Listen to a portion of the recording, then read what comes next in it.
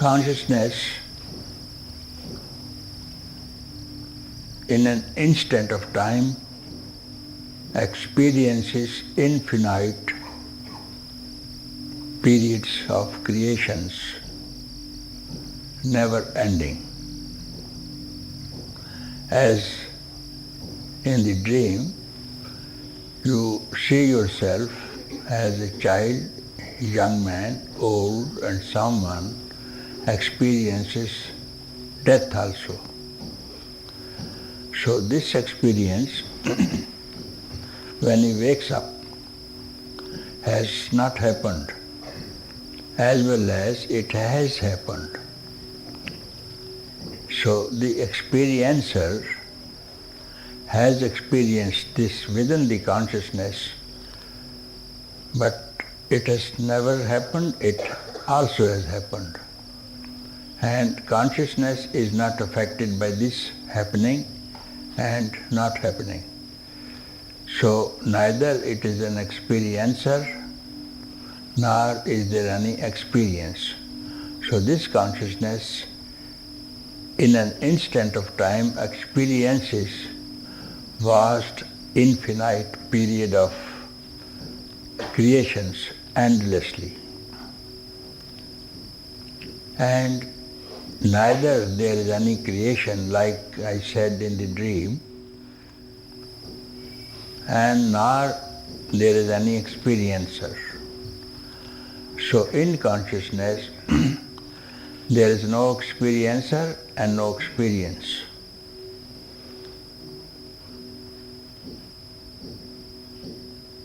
Yet there are experiences and experiencers also in the consciousness.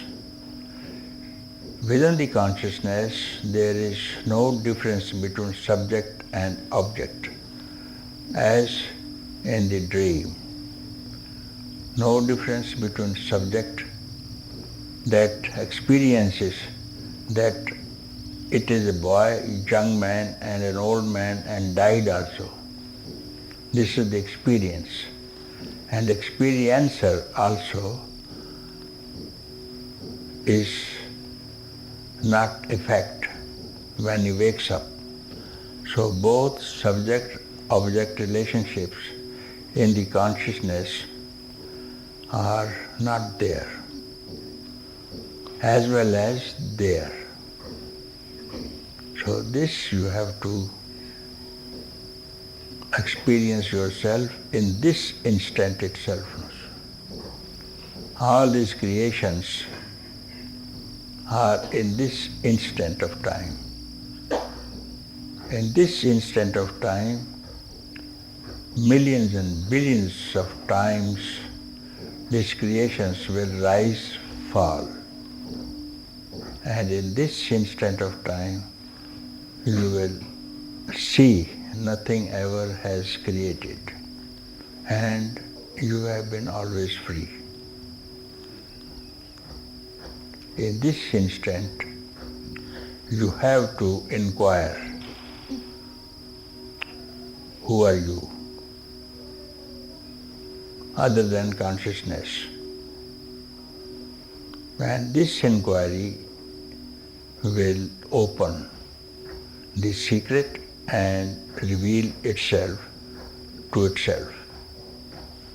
And if you don't inquire, this instant will be infinitely hanging over you till you inquire, who am I? There ends the matter. There has been no creation at all. It was just a projection of your mind. All the objects are projected by the subject. And if you don't touch it, this will go on forever and forever.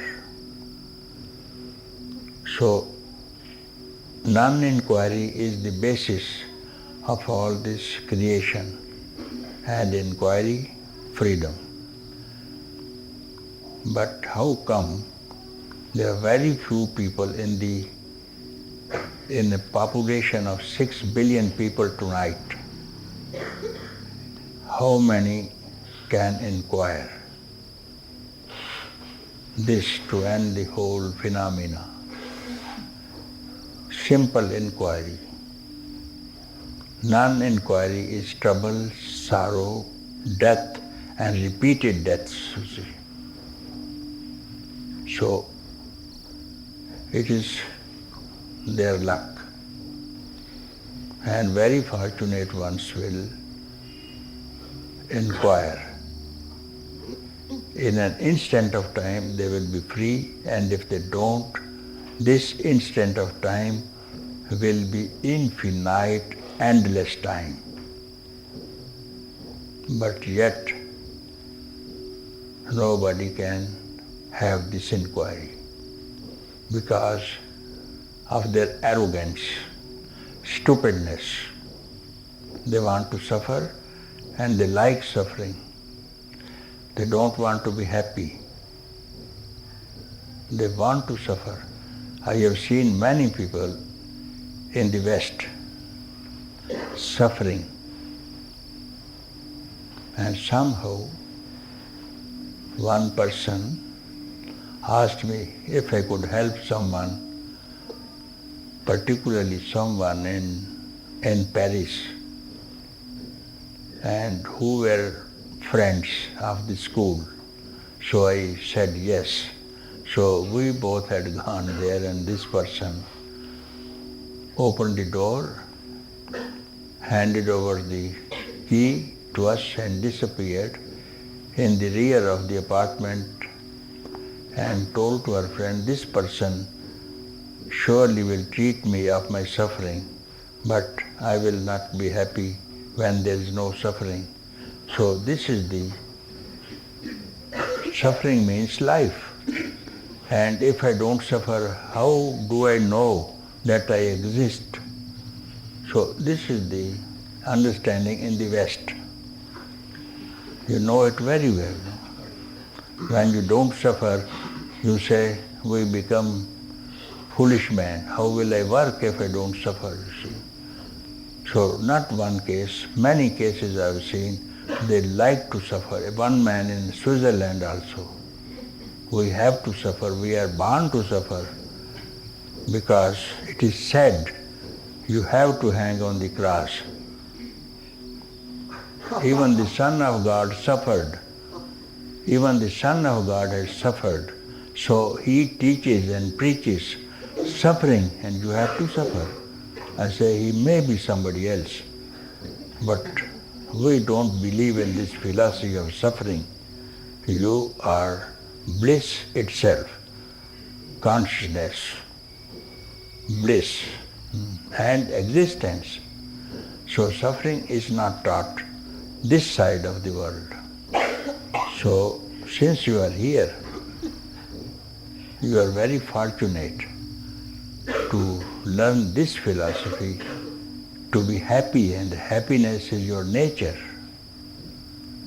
And let those people who follow suffering, let them follow that philosophy, but I don't think it is a good philosophy to suffer always, you see. So this suffering can be avoided, and this suffering that you suffer also is not true. It's not true at all. Because if it is true, it has to stay forever. You can only suffer in waking state or in dream state.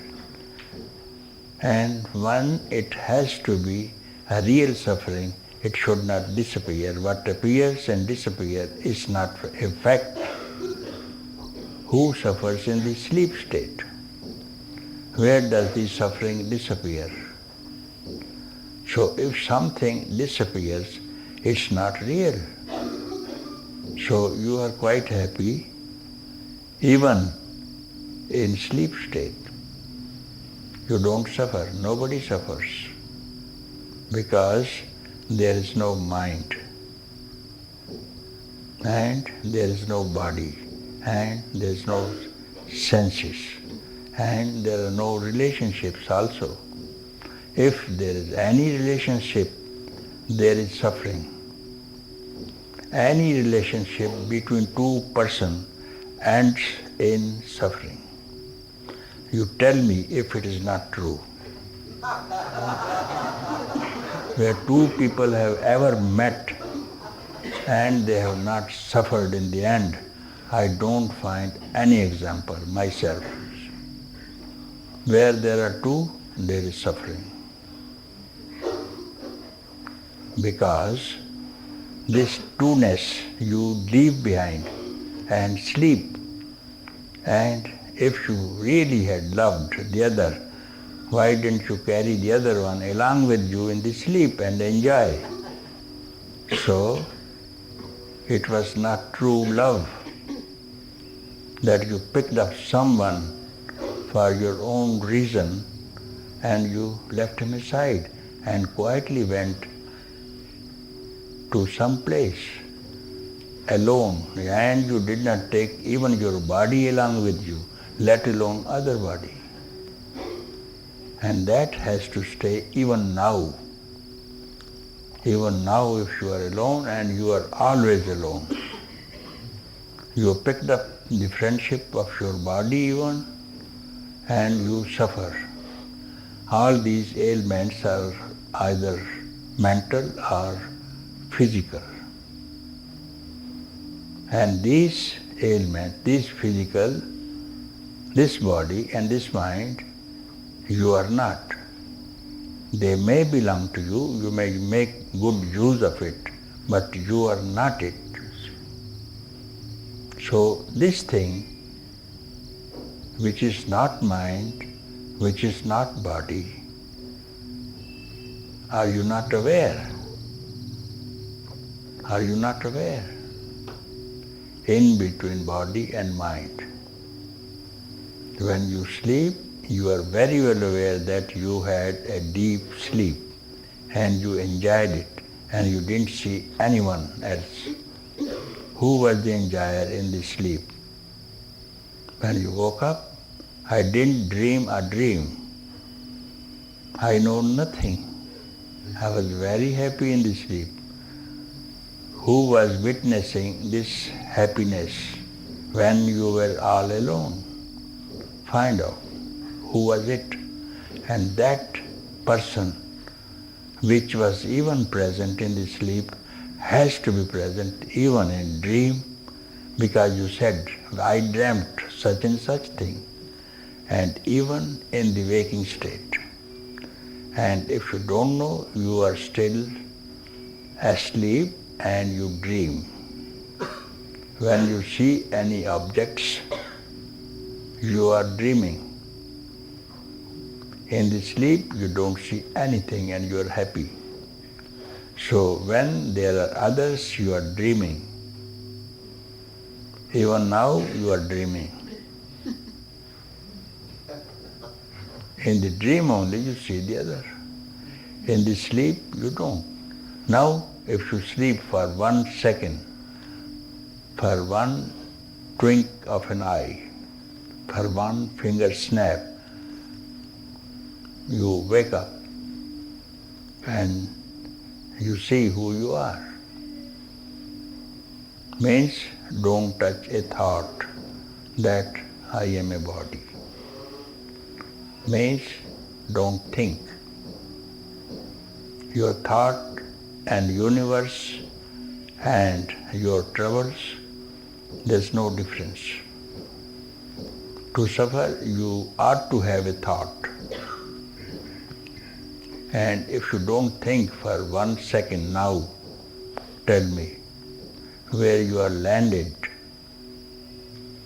to your own ultimate blissful nature. It takes you only 1 second to be happy. And in this 1 second, you will have tremendous bliss of timelessness. Time and mind is the same thing. When mind rises, the time rises, you see. And mind is not different from a thought. And thoughts are not different by I. So if you get rid of this I for this moment, instantly find out you are free. This I is troubling you. Infinitely it is troubling you. And this trouble is not going to end till you utter this word, I am I. In the sleep, you don't have any eyes. No I itself. So it is so simple.